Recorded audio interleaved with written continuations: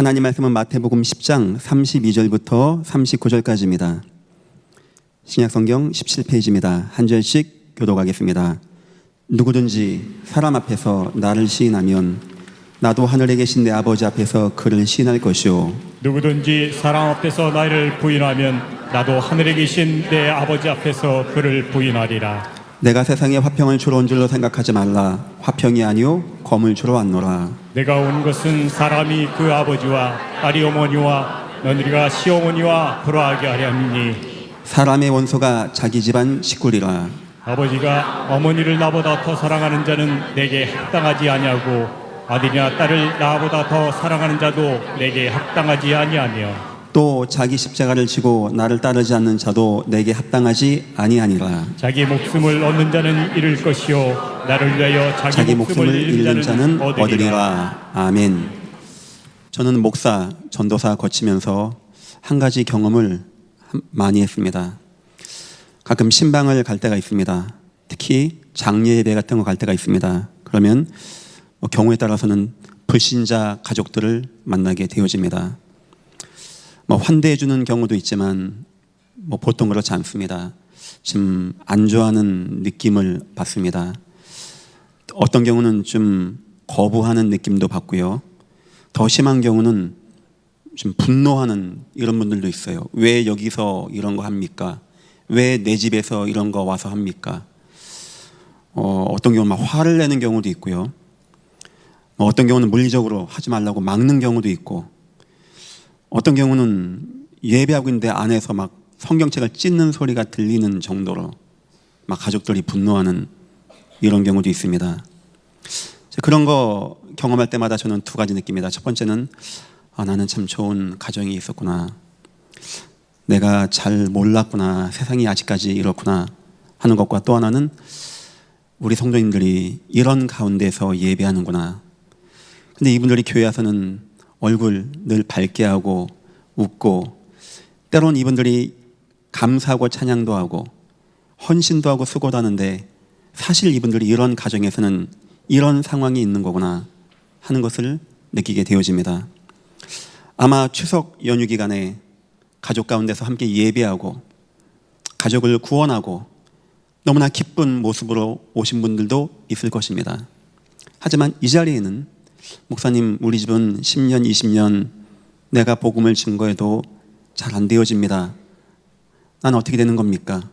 라는 좀 슬픈 마음으로 오신 분들도 있다라고 생각합니다. 오늘 주님이 거기에 대해서 얘기하는 거예요. 나를 신하라는 겁니다. 그럼 나도 하나님 앞에서 신하겠다는 겁니다. 나를 사람들 앞에 신하지 않으면 나도 신하지 않겠다는 거예요. 우리에게 가족들 앞에 예수를 신하라는 거예요. 자, 그러면 어떤 결과가 올까요? 막 가족이 막 아멘하고 막 예수 영접하고 그럴 수도 있는데 안 그런 경우도 있다는입니다. 우리 주님 뭐라고 하시냐? 그런데 내가 거기에 화평을 줄 줄 아느냐? 화평을 줘야 할 때 안 됩니까? 아니다. 나는 검을 주러 왔노라. 싸운다는 거예요. 불화하게 되어진다라고 하는 겁니다. 가족이 불화하게 된다는 거예요. 이 복음 때문에. 복음 없으면은 나와 내 부모가, 나와 내 형제가, 나와 내 자녀가 너무나 좋은 가정이고 화기애애한 가정인데 내가 복음을 시인하는 것 때문에 검이 오고 불화가 온다는 거예요. 예수님은 중요한 단어 두 가지를 말씀하셨습니다. 첫 번째가 뭐냐니까 이겁니다. 36절, 사람의 원수가 자기 집안 식구리라. 어떤 경우는 이것이 원수가 되어오죠. 원수 같은 관계가 되어진다는 겁니다. 원수 뭡니까? 막 믿고 싸우고 죽이고 싶고, 저 사람이 나에게 해를 끼치는 것 같고 막 공격하고, 이건 우리가 그들을 그렇게 본다는 게 아닙니다. 불신 가정과 불신 가족이 복음 증거하는 우리를 그렇게 느낀다는 거예요. 막 경멸하고 모욕하고 핍박하고 거부하고 능욕하고 막 말도 강하게 하고, 이게 사회와 국가 넘어가게 되면 핍박이 오고 박해가 오고 순교가 오고 이런 사건과 문제를 우리에게 다가온다는 겁니다. 불신 가족들은 모르니까, 저와 여러분을 이해하지 못하니까, 복음을 이해하지 못하니까 복음 가지고 복음을 시인하는 저와 여러분을 원수같이 대할 수 있다는 겁니다. 그런데 주님은 또 하나의 단어를 말씀하셨어요. 그것이 38절입니다. 또 자기 십자가를 지고 불신 가정과 세상은 우리를 멸시하고 이해 못하고 박해하고 때론 순교의 길로 몰아가도 성도는 그들을 그렇게 대하지 말라는 겁니다. 같이 원수로 맞잡고 싸우지 말라는 거예요. 뭐로 대하라는 겁니까? 나의 십자가로. 내가 짊어져야 할 십자가로. 이때 십자가 말씀하셨을 때 주님은 한 가지 아시는 것이 있었습니다. 어느 순간에는 내가 십자가를 지고 수많은 사람의 원수가 되어서 채찍질 당하고 매를 맞고 골고루 언덕으로 이 십자가를 지고 올라가겠지? 주님 아셨습니다. 우리에게 그거 하라는 거예요. 여러분 직장에서 여러분을 막 멸시하고 능욕하고, 여러분 가정에서 여러분을 멸시하고 능욕하는데 우린 거기 싸우지 말고 나빠하지 말고 원수같이 여기지 말고 마치 주님의 십자가 같이 짊어지라는 겁니다. 하나님이 여러분에게 맡겨주신 사명이라는 겁니다. 여러분만이 감당할 수 있다는 거예요. 그걸 지고 예수님을 따라가라는 겁니다. 필경은 괴롭고 무겁고 고통스럽고 힘들 겁니다. 아마 아무도 여러분 알아주지 않을 겁니다. 그러나 그 십자가는 영광의 십자가요, 인류 구원의 십자가요, 많은 사람을 복되게 한 십자가요, 천국의 소망이 열리는 이런 십자가, 이제부터 이런 응답 누리시기를 예수 이름으로 축원합니다. 우리에게 저 불신자 가족은, 세상은 원수가 아닙니다. 내가 마음 담고 아파하고 나갈 십자가. 우리 주님 이런 말씀하셨어요. 수고하고 무거운 짐진 자들아 다 내게로 오라. 내가 너희를 쉬게 하리라. 우리의 무거운 짐 같은 건 주님께 맡겨놓으랍니다. 그리고 그 자리에 뭘 짊어지라고요? 우리의 십자가. 복음을 이해하지 못해서 우리가 시인하는 예수를 인하여 우리를 핍박하고, 나를 인하여 너희를 욕하고 핍박하고 거짓으로 거리을 때는 기뻐하고 즐거워하라. 하늘에서 너희의 상이 크미니라. 오늘 특히 목사님, 우리 가정과 가문은 예수를 안 믿습니다. 나만 예수 믿는데 내가 많은 핍박 가운데 있습니다 하시는 분들, 더욱더 힘 얻으시고 그 십자가가 필경 결국 하나님의 은혜와 능력의 구원의 십자가가 되시기를 예수 이름으로 축원합니다. 오늘 말씀의 제목입니다. 자기 십자가를 지고 나를 따르라. 원수가 아닙니다. 나의 십자가. 서론입니다. 복음으로 인한 갈등입니다. 아니, 왜 복음을 증거하면 갈등이 말까요? 창세기 3장의 사건 이후 이 땅은 원죄 가운데 빠졌습니다. 그 배경은 하나님을 거부한 죄악이 있는 거예요. 흑암의 권세에 매이게 된 겁니다.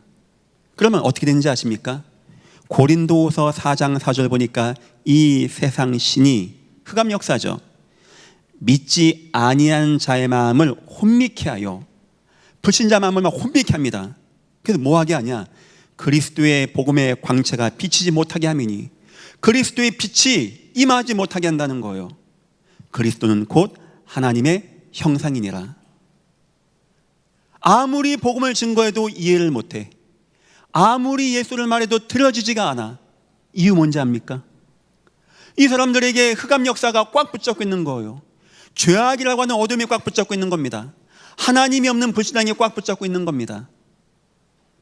에베소서 2장, 본질상 진노의 자녀로 살아간다는 거예요. 이사야 60장에는 그래서 저와 여러분이 일어나라는 겁니다. 어떻게? 빛을 가지고 어두움이, 캄캄함이, 흑암 역사 가운데 사람들이 막 캄캄해. 전혀 볼 수가 없고 전혀 들을 수가 없는. 성경 얘기합니다. 소경이 소경을 인도하면 못 보고 있는 거예요. 못 듣고 있는 겁니다. 알지 못하고 있는 거예요. 여러분이 왜 그들을 이해되는지 아십니까? 우리 싸우고 도와줘야 돼요. 워낙은 인간은 그럴 수밖에 없는 거예요. 창세기 3장 가운데 태어난 인간은 응애하는 순간 하나님 없이 태어나서 하나님을 만날 수가 없고 하나님을 알 수도 없는데, 그럼 한 가지 물어보겠습니다. 어떻게 저와 여러분은 이 말씀이 들려져서 아멘하고 이 자리에 앉아서 예배하는지 혹시 아십니까? 우리가 머리가 좋은 겁니까? 남달리 똑똑하고 국문학과 나갔더니 이게 이해되어진 겁니까? 성경은 이렇게 증가합니다. 우리 다 똑같은 본질상 진노의 자녀였는데 하나님이 여러분을 만세전에 기억하셨대요. 여러분, 일평생 감사하시기를 예수 이름으로 축원합니다. 돈 많고 능력 있는 착하고 노벨 평화상 받은 사람을 하나님이 기억한 것이 아니고 저와 여러분을 기억했대요. 모태에서 조성되기 전에 만세전에 우리를 기억했다라고 합니다. 그리고 때가 찬 경륜을 따라 어떻게 하는지 아십니까? 우리 똑같이 살았거든요. 우상 숭배하고 하나님 없다고 하고 뭐 돈만 있으면 되지 했는데 어느 순간 어느 때인가 어느 시점인가 하나님이 저와 여러분에게 은혜를 베풀어 주신 거예요. 절대 인간은 하나님을 만날 수 없는 죄악 가운데 있는데 이런 죄인된 인간에게 찾아오셔서 은혜를 베풀어 준 겁니다. 그럼 어떻게 되는지 아십니까? 믿음이라는 게 생겨지게 돼요. 은혜를 인하여 믿음으로 말미암아라고 성경 나와 있습니다. 우리에게는 믿음이 생겨서 하나님을 아바 아버지라 부르고 하나님의 자녀가 되어주는 축복을 얻게 되었다는 것입니다.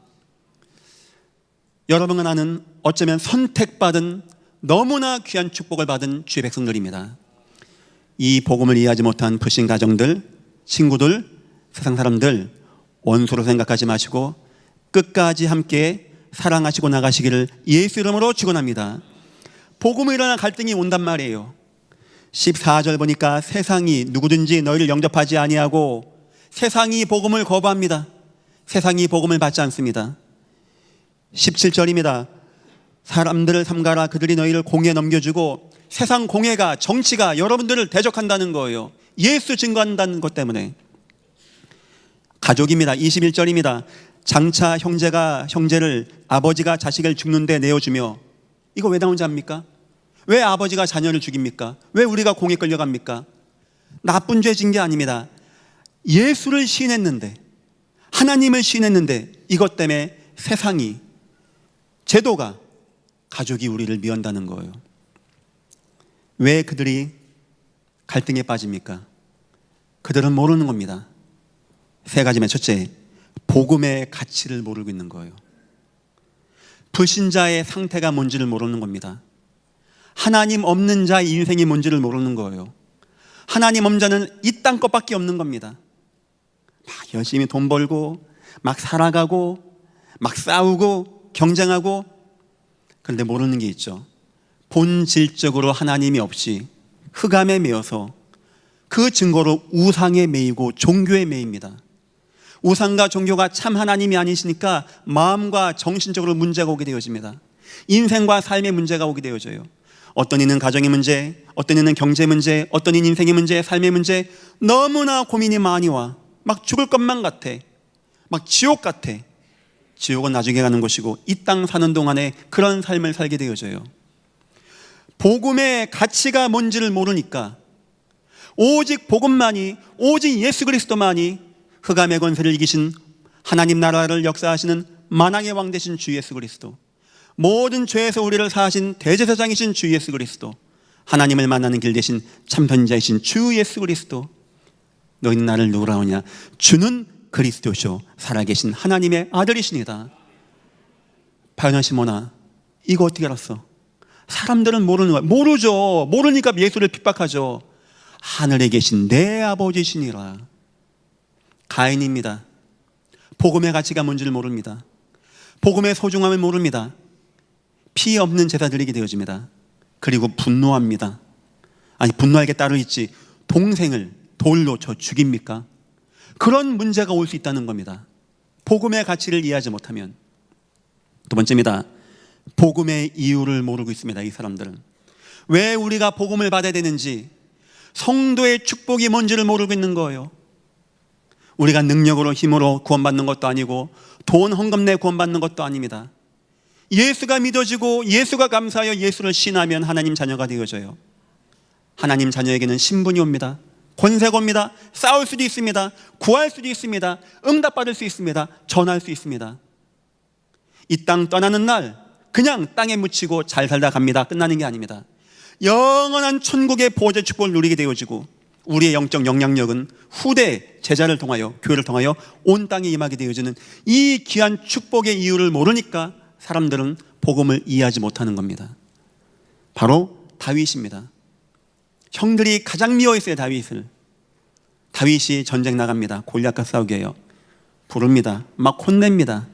네가 전쟁 구경하러 왔냐? 교만하다고 하고. 다윗 얘기합니다. 어찌 내가 여기 나올 이유가 없습니까? 다윗 뭐 한 자입니까? 하나님이 나와 내 가문에게 주신 축복이 뭔지 아는 거예요. 성전을 건축하고 왕이 되어서 온 땅에 하나님의 살아계심을 증거하는 그 축복을 다윗은 가지고 나간 겁니다. 이걸 모르면 형들이 다윗을 가장 경멸하게 되어진다는 거예요. 세 번째입니다. 결과를 모릅니다. 복음의 결과. 복음의 끝이 무엇인지, 그 결과가 무엇인지, 이 땅 재앙이 떠나가게 되어지고 우상이 떠나가게 되어지고 이단과 사이비가 무너지게 되어지고 종교가 무너지게 되어지고 일평생 매었던 자들이 종로를 타던 자들이 노인받게 되어지며 흑암에 매었던 자들이 치유받게 되어지며 인생에 기쁨이 없던 자들이 참 행복과 기쁨을 누리고 예배하고 하나님을 찬양하게 되어지는 교회가 세워진 이런 축복을 모르니까, 이 복음의 축복 모르니까 갈등이 많은 겁니다. 바로 요셉입니다. 요셉의 원수는 형들이었습니다. 형들은 요셉을 원수로 생각했습니다. 교만하고 지만 잘났다고 하고 지만 맞다라고 하고, 얼마나 형들이 그 자기 피가 섞였거든요. 아버지 피가 얼마나 미웠으면 죽이기 위해서 우물가에 집어넣고 팔아먹습니까? 죽든지 말든지. 야, 그거 다 형제 이야기입니다. 형제 이야기. 가인, 다윗, 요셉. 예수님의 생각 똑같아요. 내가 평화를 주러온 자 아니야? 검이고 화고 불화가 되는 것이다. 하지만 요셉은 그들을 원수로 생각하지 않습니다. 뭐로 생각했다고요? 일평생 짊어지고 지나가야 되는 자기의 십자가. 불신가족들을 이해 많이 하십시오. 그 사람들이 이해할 수 없는 이런 축복을 저와 여러분이 받았다는 거 감사하시고, 늘 마음에, 불신가족들 마음에 품으시고 그들 위하여 기도하고 싸우시고, 어느 순간이 올 것입니다. 하나님의 은혜와 축복이 여러분 모든 가문에 임하시기를 예수 이름으로 축원합니다. 첫 번째입니다. 왜 우리는 내 부모와 싸워가면서, 내 부모와 불화해가면서, 내 자녀와 내 형제와 불화해가면서 예수를 따라가야 됩니까? 이유는 하나입니다. 바로 절대성입니다. 생명이기 때문에 그렇다는 거예요. 자, 39절입니다. 자기 목숨을 얻는 자는 잃을 것이요 나를 위하여 자기 목숨을 잃는 자는 얻으리라.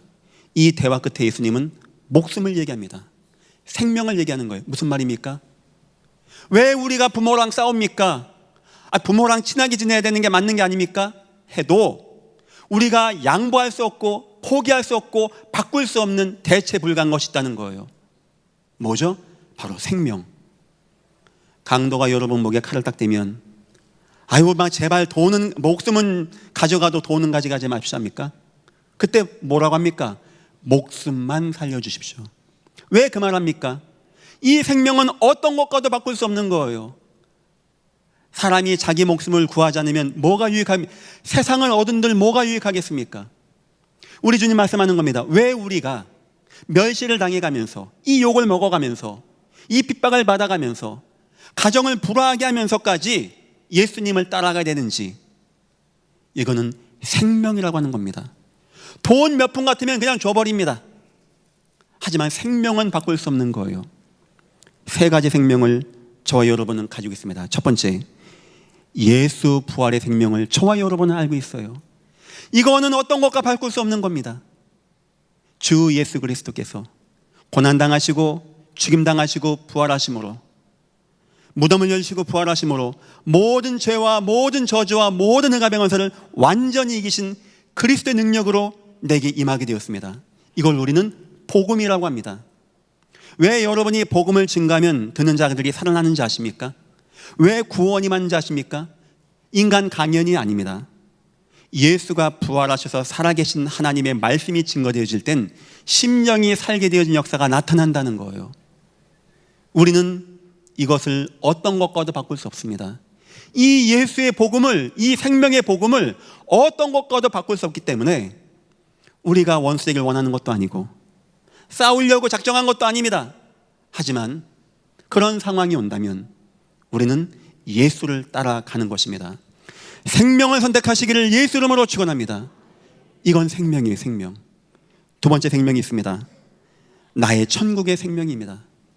세상은 왜 이 땅의 것에 집중하는지 아십니까? 이 땅 살다가 죽으면 끝난다라고 생각합니다. 왜 믿음의 선진들은 배고픔을 참고 춥고 돌로 치고 이런 걸 견디고 순교당해도 기쁨으로 간지 아십니까? 세상에 그런 바보가 어디 있습니까? 자기 순교를 하면은 그 뭐가 남겠습니까? 뭐를 아는 건지 아십니까? 바로 영원한 생명, 사망에서 생명으로 옮겼느니라. 하나님 만나는 순간 하나님 자녀가 되어지고 천국의 소망을 얻게 되어진 거예요. 우리 주님 말씀하십니다. 너희가 다른 것으로 기뻐하지 마라. 너희 이름이 하늘 생명책에 기록된 것으로 기뻐하라. 우린 이런 기쁨과 축복을 받았단 말입니다. 이거를 세상 억만금을 주면 여러분은 바꾸겠습니까? 어떤 누가 간곡하게 원한다고 바꾸겠습니까? 포기할 수 없고 대체할 수 없고 우리는 그런 거는 수용할 수 없는 겁니다. 여러분, 생명이신 구원의 축복 누리기를 예수 이름으로 축원합니다. 세 번째입니다. 세상의 소망인 생명입니다. 이것은 우리가 전도라고 합니다. 구원받은 우리 이 땅 사는 동안에 가장 가치 있는 일, 예수의 생명을 기뻐하고 예수의 생명을 통하여 감사하고 이제 이 생명을 나누는 삶을 사는 겁니다.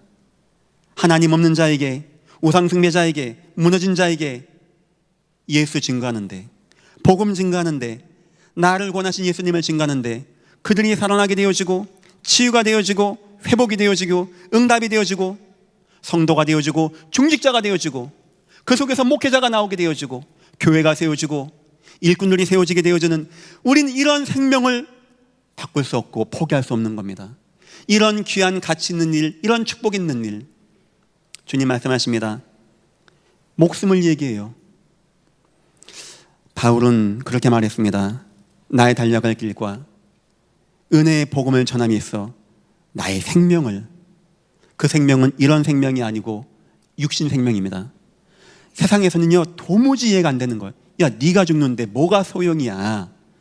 바울은 이 생명을 받기 때문에, 예수 십자가의 생명을 받고 내게만 천국의 소망의 생명을 받고 나를 통한 이 순교의 피를 통한 구원의 생명을 받기 때문에 조금도 나의 생명을 귀한 것으로 여기지 않겠습니다.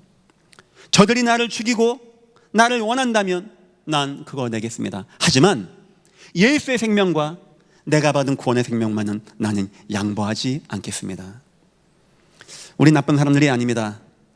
우린 막 세상과 막 등지고 막 싸우고 어디 막 수도원에 올라가서 그런 사람들도 아닙니다. 세상은 우리를 그렇게 봅니다. 원수같이 생각할 겁니다. 경멸하고 능력받고 죽음으로 넘겨줄 겁니다. 세상이 그러면 뭐 이야기했는데 여러분 가문에서 부모가, 자녀가 여러분을 그렇게 할 것입니다. 그럼에도 불구하고 우리는 생명 때문에, 이건 생명이니까 양보할 수 없는 거예요. 그러면서 주님은 굉장히 중요한 말씀하십니다. 38절입니다. 또 자기 십자가를 36절부터 볼게요. 사람의 원수가 자기 집안 식구리라. 아버지나 어머니를 나보다 더 사랑하는 자는 내게 합당하지 아니하고, 생명의 구원, 아유 내 그냥 화평하기 위해서 가족과 함께 가야 돼, 일을 하지 말라는 겁니다. 아들이나 딸을 나보다 더 사랑하는 자도 내게 합당하지 아니하며. 그럼 어떻게 하란 말입니까 주님? 저들은 나를 원수로 생각하고 그럼 따라가지도 말라고 하고 어떻게 하란 말입니까? 이렇게 합니다. 또 자기 십자가를, 원수가 아닌 그 사람들을 십자가로 생각하고 나를 따르지 않는 자도 내게 합당하지 아니하니라. 바꿔 얘기하면 십자가를 지고 나를 따라가라는 거예요. 이제부터 여러분에게는 여러분의 모든 불신 가정이 하나님의 은혜와 응답의 십자가가 되시기를 예수 이름으로 축원합니다. 자, 그럼 십자가를 지고 따라가라는 거에 뭐라고 생각하겠는가 했을 때 제가 한번 예를 들어 봅니다. 아브라함과 롯의 이야기입니다. 아브라함이 갈대우로 나올 때 롯을 데리고 나왔어요. 하나님은 원래는 두고 나오라고 했습니다. 근데 두려워서 데리고 나왔어요. 어느 순간 보니까 이게 나를 이해를 못해. 어느 순간 사업도 같이 하다 보니까 자꾸 갈등이 나. 아브라함은 사업을 굉장히 깨끗하게 한 사람입니다. 그 증거가 소돔 땅 구원하고 멜기세덱이 와가지고 막 전리품 주니까 안 받겠다고 합니다. 나 여호와께 복 받는 사람이니까 나 그런 거 신들매 끈 하나 안 취하겠다고 했거든요. 근데 아마 이 갈등이 나는 겁니다. 이 롯과 사업에 아마 제 생각에 롯이 막 욕심을 내고 막 거짓말도 하고 하지 않았겠는가 하니까 이 종들이 서로 막 다툼이 나는 거예요. 그래서 결국 이제 네가 좌하면 내가 우하고 네가 오면 내가 좌하고 해서 헤어지게 되어집니다. 저 원수 같은 거, 너 가, 네 갈 길 가, 네 알아먹고 살아 하고 끝났다고 생각하십니까? 그 뒤로 아브라함이요 늘 마음 한구석에 뭐가 있는지 아십니까? 롯입니다. 롯. 어떻게 할 수 있냐? 그 다음 아브라함의 이야기를 보면 다 롯과 이어지는 거예요. 첫 번째, 십자가를 지고 따라가라. 이 말은 뭐냐? 성도 여러분, 그 가족들에게 끊임없이 하나님을 믿는 믿음을 보여주기를 예수 이름으로 축원합니다. 계속 믿음 보여줘요. 믿음이 뭔지를 보여주세요. 믿음, 하나님의 참 믿음. 창세기 13장 18절, 결국 네가 좌하면 내가 우하고 내가 오면 네가 좌하고. 아브라함이 산으로 갑니다. 롯이 보니까 얼마나 바보 같습니까? 나는 저 소돔 땅 가서 막 번쩍이고 문화가 있고 교육이 있고 돈이 있고 상업이 있고 향락이 있는 이런데 내 인생이 있는데 저 삼촌이 막 산으로 가고 결국 13장 18절 마물의 상수리에서 제단을 쌓았더라. 하나님 바라보는 거예요. 하나님. 아마 롯이 이해가 안 됐겠죠. 우리 엄마 맨날 하나님 바라보고 이 돈 갖고 맨날 저런 건 하고 있고 내가 인생 살아야 되는데 이런 생각을 할 수 있다는 겁니다. 그래도 끝까지 자녀에게 부모에게 믿음의 형제자매들에게 하나님의 믿음을 보여주라는 거예요. 이것이 십자가를 지는 첫 번째입니다. 두 번째입니다. 창세기 14장 14절입니다. 롯 인생 어떻게 됐을까요? 쫄딱 망하게 되어집니다. 전쟁 납니다. 네 왕이 쳐들어와서 소돔 땅 다 차지합니다. 다 끌려갑니다. 롯이 재산이 얼마인지는 모르겠습니다. 많았겠죠.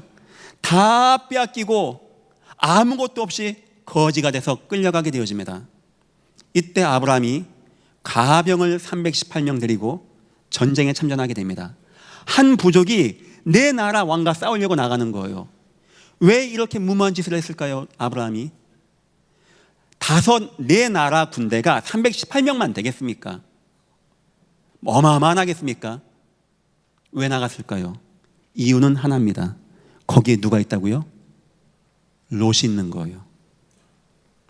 아브라함 생명 걸고 싸웁니다. 생명 걸고 그들을 사랑합니다. 아브라함이 하나님이 내게 주신 축복이 뭔지를 롯에게 보여주는 시간표입니다. 롯이 보니까 아브라함의 군대가 자기들을 살게 하거든요. 롯 마음이 어떠셨을까요? 그때 하나님 진짜 계신 거 아니야?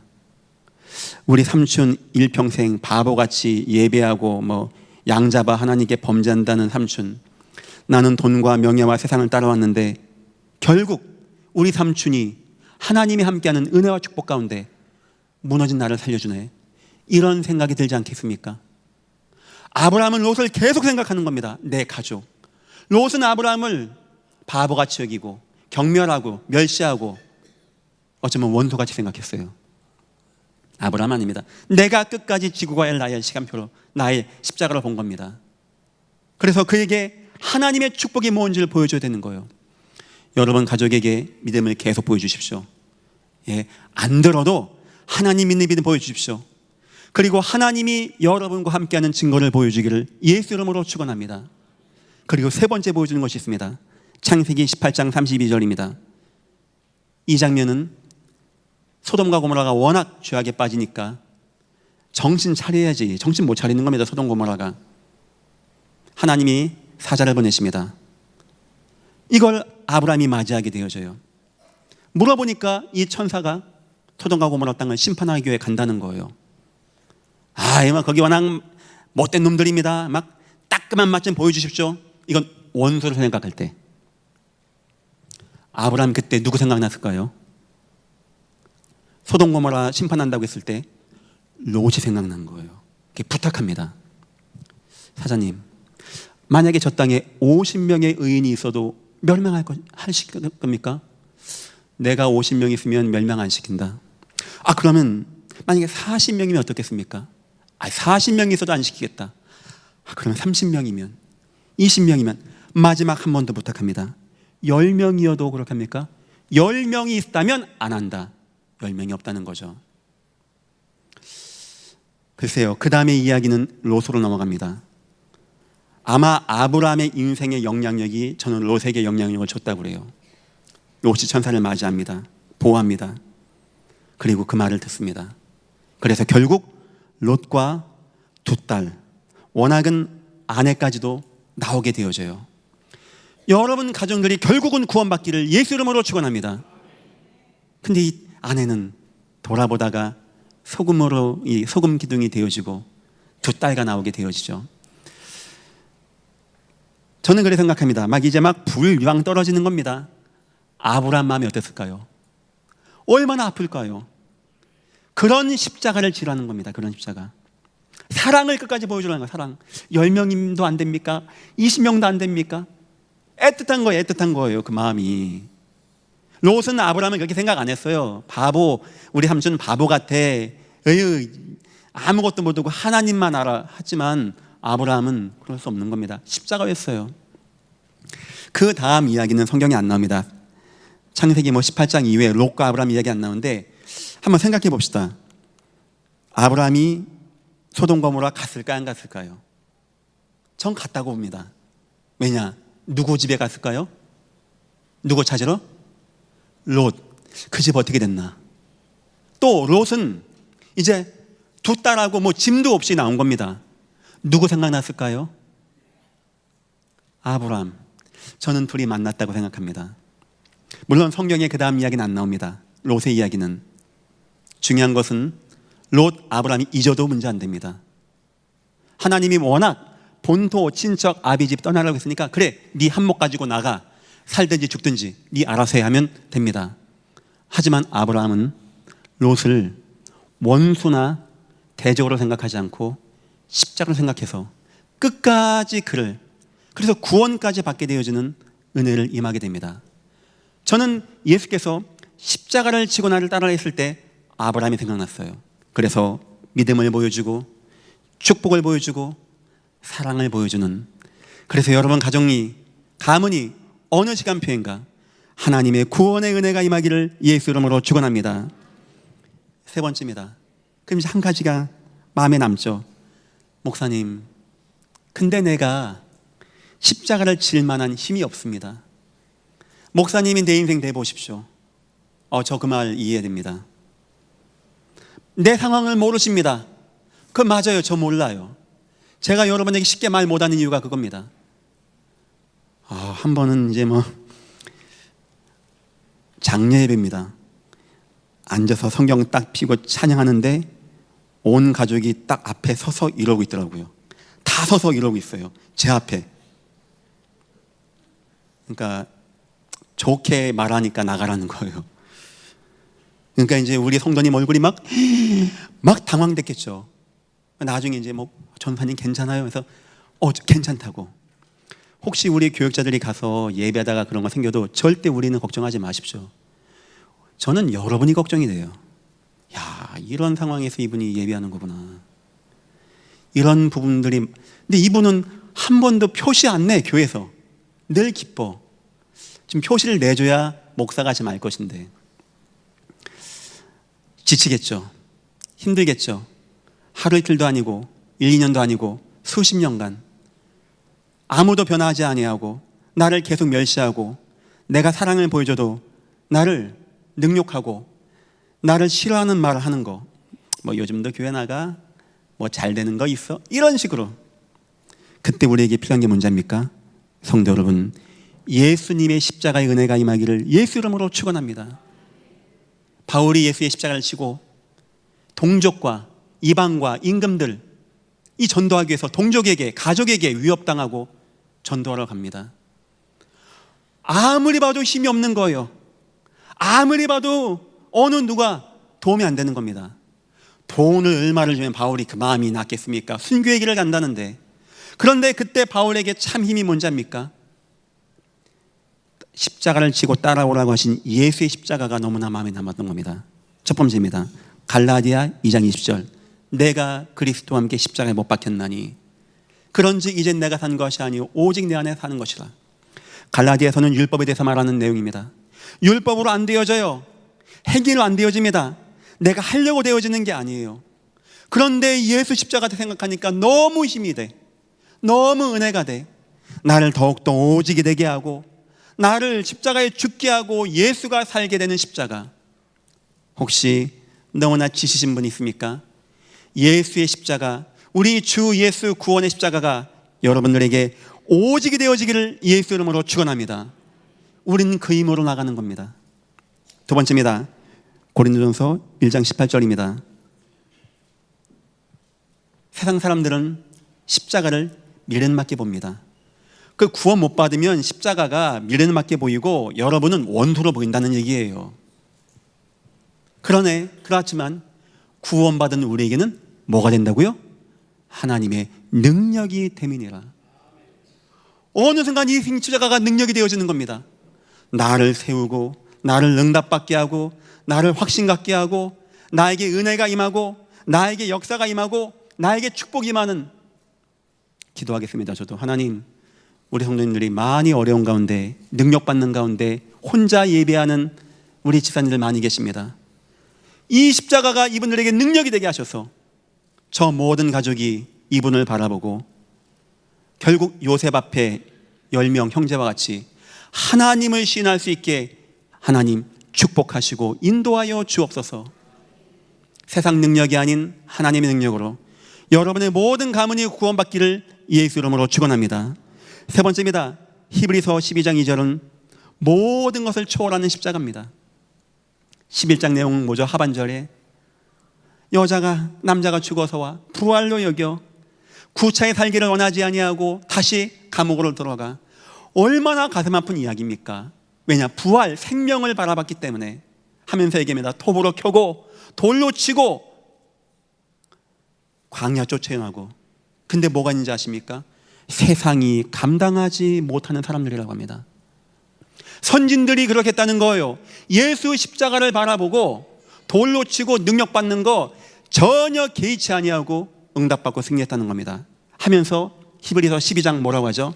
이와 같이 우리에게 구름과 같은 허다한 증인들이 있으니 어떤 능력과 어떤 핍박도 원수의 대적도 능히 감당하고 초월하고 세상이 감당하지 못하는 믿음으로 이기는 선진들이 있으니 우리도 이들과 같이 믿음의 주요 온전하게 하는 이인 예수를 바라보자. 그는 십자가 달리사 부끄러움을 개의치 아니하시고. 바울이 십자가 얘기를 하게 되어집니다. 목사의 위로가 여러분에게 얼마나 위로가 되겠습니까? 여러분에게 밥 한 끼 사준 들 여러분의 그 일평생에 어둡고 힘들었던 삶이 위로가 되겠습니까? 그 길을 먼저 가신 분이 계십니다. 바로 우리 주 예수 그리스도. 우리를 십자가에서 구원하신 주 예수 그리스도. 사단의 권세에서 해방하시고 죄악에서 해방하시고 우리를 구원하셔서 나의 죄를 위해서 죽어주셨던, 한때는 나도 그분의 십자가 있는데 내가 이제 그분의 은혜를 받고 그분의 제자가 돼서 그분의 일꾼이 되어서 이제 나의 십자가를 지고 갈 수 있는 이런 아름다운 인생 다 사시기를 예수 이름으로 축원합니다. 결론입니다. 지속하세요. 계속하시면 됩니다. 언제입니까 목사님? 때와 시기는 아버지께서 자기 권한에 있습니다. 하루아침에 사람이 바뀌기도 하더라고요. 어떤 사건 가운데 바뀌기도 하더라고요.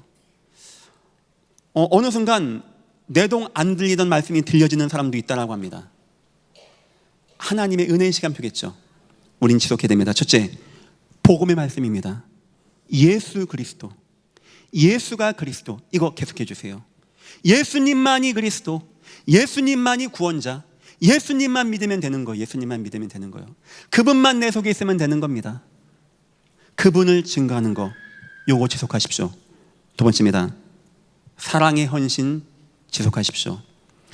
보물 있는 곳에 마음이 있다고 하죠. 사람은 누가 맛있는 거 사주면 마음 열립니다. 누가 나를 인정해주면 좋아합니다. 누가 나를 칭찬해주면 고래도 춤을 춘다고 안 합니까? 사랑해 주세요. 그리스도의 사랑으로 진심으로 사랑해 주세요. 어쩌면 추석 때 전도하는 것보다 더 귀한 건 지금부터입니다. 가끔 가다가 좀 선물도 좀 보내고 전화 좀 한번 드려서 지금 잘 계시냐고 하고 내가 이렇게 기도하고 있다라고 하고. 저는 군대에 있을 때 그렇게 매를 많이 안 맞았어요. 그때 막 황당한 군대였거든요. 막 총 쏴서 막 서로 죽기도 하고 그런 데인데 저는 내가 저 사람에게 어느 순간 한 번 복음 증거할 때가 있을 거다라는 생각을 해요, 항상. 저는 군대에 있을 때 뺀질된 적이 한 번도 없는 것 같아요. 최선 다해. 그 왜냐니까 내가 나중에 이 사람에게 어느 순간 전도해야 되는데 장기훈이 뺀질대고 이런 말 들으면 안 되겠다. 저는 그런 마음이었어요. 훈련, 사격, 행군 어느 거 하나 빠지지 않고 제가 저희 대대 맨 앞에 서는 걸 했습니다. 하도 잘 걸어가지고. 제가 잘 걷는 게 아니고 그런 것에 지고 싶지 않았어요. 어느 순간 내가 누군가에게 내가 만난 예수님을 증거할 때 이 사람이 나를 보고 니나 똑바로 해라, 네 예수 믿는 것들, 이런 마음 안 듣게 하려고. 때로는 아픈 사람들 제가 대신 근무도 서주고, 행군하다 누가 자빠지면 총도 매주고, 그럼 굉장히 좋아해줘요. 그리고 한마디 하는 겁니다. 나랑 같이 교회 가자고. 다 좋아해요, 다 좋아해요. 어쩌면 명절 때 만나서 예수님 일로 와봐 예수 하는 것보다 지금부터 선물도 보내고 전화도 하면서 해세요. 내가 우리 형님 기억하고 기도하고 있다고. 그땐 아무도 원수같이 안 합니다. 그래 나도 알지. 평상시엔 그렇게 못되게 굴다가 하나 선물 보내면요, 나는 너 사랑한다라고 하고. 저 되게 못살게 굴던 고참 하나 있거든요. 막 잘해주겠더니 기훈아 힘든 거 있냐? 이 토고를 네가 나 힘들게 한다. 아무도 나쁘게 안 해요. 아무도. 그러면 마음 열립니다. 예수님의 사랑을 가지고 그렇게 도와주시면 돼요. 그래서 진정한 가정전도는 지금부터 해나가시면 되는 겁니다. 그리고 세 번째입니다. 영적 싸움해야 돼요. 이 세상 신이 믿지 아니한 자의 마음을 혼미케 한다라고 합니다. 하나님, 내 가문을 붙들고 내 가족을 붙들고 우상 가운데 역사하고 그리스도의 영광의 복음의 광채가 비치지 못하게 하는 저 재앙과 죄악과 저주 역사 예수 이름으로 무너지게 하시고, 일어나 빛을 발할 때 생명의 빛이 증거되어 원방과 근방에서 아들과 딸이 안겨오고 모든 가문이 다 안겨오는 은혜 왕답이 이 가정과 가문에 임하게 주님 축복하여 주옵소서.